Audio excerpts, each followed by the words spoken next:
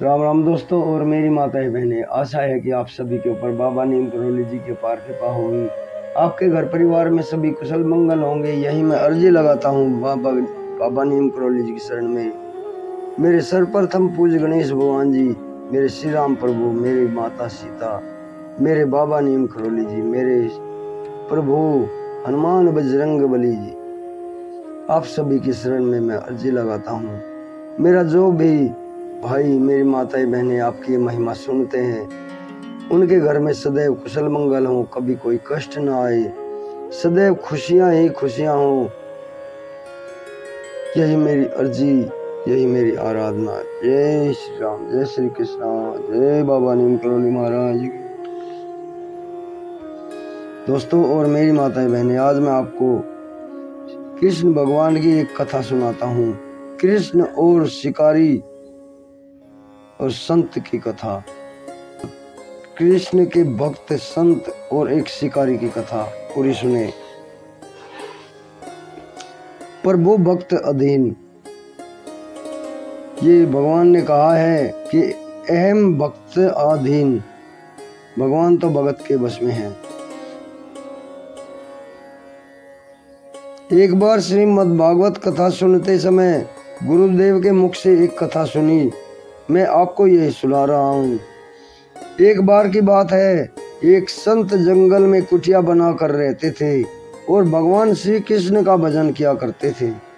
संत को यकीन था कि एक दिन मेरे भगवान श्री कृष्ण मुझे साक्षात दर्शन जरूर देंगे। उसी जंगल में एक शिकारी आया। उस शिकारी ने संत की कुटिया देखी।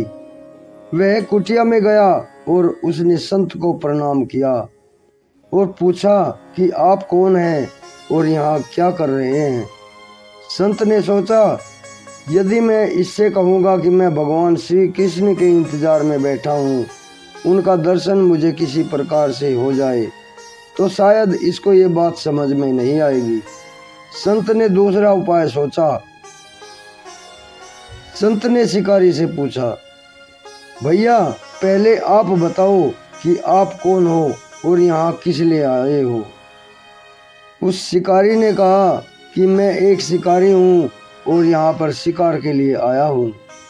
संत ने तुरंत उसी की भाषा में कहा कि मैं भी एक शिकारी हूँ और अपने शिकार के लिए यहाँ आया हूँ।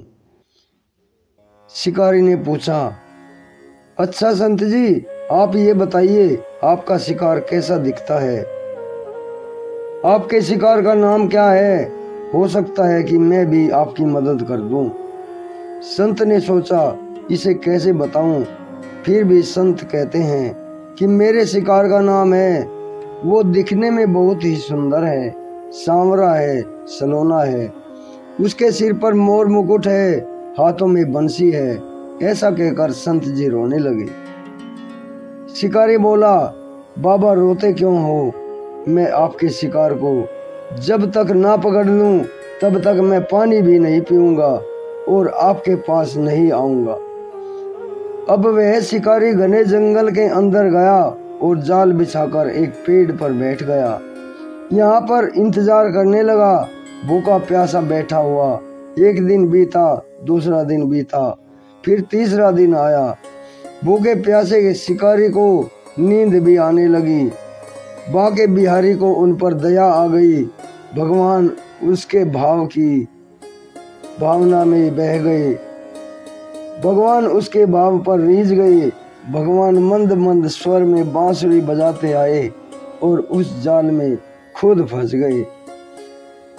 जैसे ही शिकारी को शिकार फंसे हुए का अनुभव हुआ तो तुरंत नींद से उठा और उस सांवरे भगवान को देखा। जैसे संत ने बताया था, उनका रूप बहुत सांवला, बहुत सुंदर, हूबहू वैसा ही था। अब वह जोर जोर से चिल्लाने लगा, मिल गया, मिल गया, शिकार मिल गया। शिकारी ने उस शिकार को जाल समेत कंधे पर बैठा लिया और शिकारी कहता हुआ जा रहा था, आज 3 दिन बाद मिले हो, खूब भूखा प्यासा रखा, अब मैं तुम्हें छोड़ने वाला नहीं हूँ। शिकारी धीरे धीरे कुटिया की ओर बढ़ रहा था। जैसे ही संत की कुटिया आई, तो शिकारी ने आवाज लगाई, बाबा बाबा। संत ने तुरंत दरवाजा खोला और संत उस किरात के कंधे पर भगवान श्री कृष्ण को जाल में फंसा देख रहे थे। भगवान श्री कृष्ण जाल में फंसे हुए मंद मंद मुस्कुरा रहे थे। किरात ने कहा, आपका शिकार लाया हूँ, मुश्किल से मिले हैं। संत के होश उड़ गए। संत किरात के चरणों में गिर गए। संत आज फूट फूट कर रोने लगे। संत कहते हैं, मैंने आज तक आपको पाने के लिए अनेक प्रयास किए प्रभु, लेकिन आज आप मुझे इस किरात के कारण मिले हो। भगवान बोले, इस शिकारी का प्रेम तुमसे ज्यादा है, इसका भाव तुम्हारे भाव से ज्यादा है, इसका विश्वास तुम्हारे विश्वास से ज्यादा है। इसलिए आज 3 दिन बीत गए हैं तो मैं आए बिना नहीं रह पाया। मैं तो अपने भक्तों के अधीन हूँ, अहम भक्त अधीन। और आपकी भक्ति भी कम नहीं है संत जी।